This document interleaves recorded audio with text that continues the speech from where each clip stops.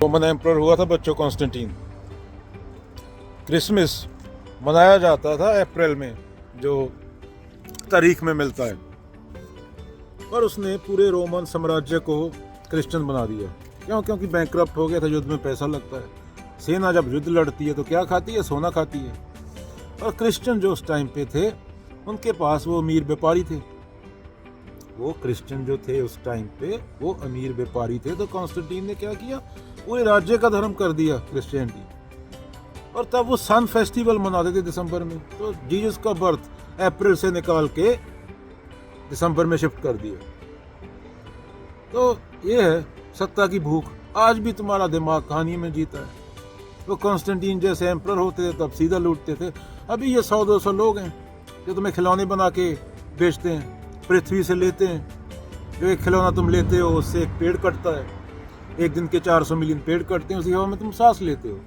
ये तो अपना एयर प्यूरीफायर लगा लेते हैं घरों में, इनको घंटा फर्क नहीं पड़ता। ये तो अपना बड़ी बड़ी बिल्डिंगों में बैठे हैं।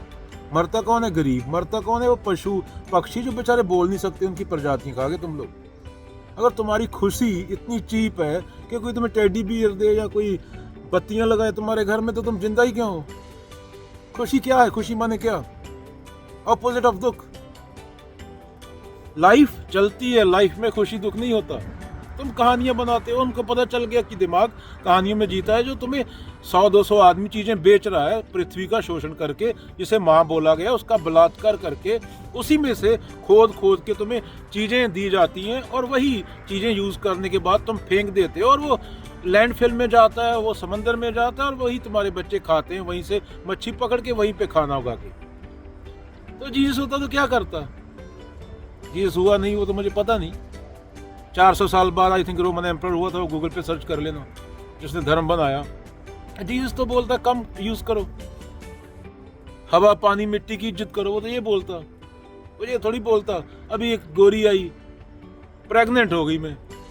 जीसस ने बोला था प्रेग्नेंट होने को क्रिसमस के दिन, दारू पी के जा वहां प्रेग्नेंट हो जा। बच्चा किसका है वो भी नहीं पता, कौन कर गया, 2-4 होंगे। तो ये तुमने खुद बनाई है ये कहानी। इससे जीसस अगर हुआ था, बुद्ध अगर हुए थे, कबीर, इनसे कोई लेना देना नहीं। तुम्हारा कख लेना देना नहीं है। पंडित तुम्हारे मंत्र पढ़ रहा होता है, 400 मूर्ख सामने दारू पी के नाच रहे हैं, पीछे बाबा नानक की फोटो लगी है, इधर तुम दूसरे की औरत की चुगली कर रहे हो, उसकी औरत का पिछवाड़ा कितना बड़ा है, साथ में दारू पी रहे हो उसी कमरे में बैठ के जहाँ पे बाबा नानक की फोटो लगाई है। बाबा नानक बुद्ध तो पूरी जिंदगी ये बोलते रहे कि फोटो मत लगाओ। उनकी पूरी जिंदगी का संघर्ष ही ये था कि हमारी फोटो मत लगाओ। तुम्हें क्या पता कैसे दिखते? तुम मूर्ख लोग हो।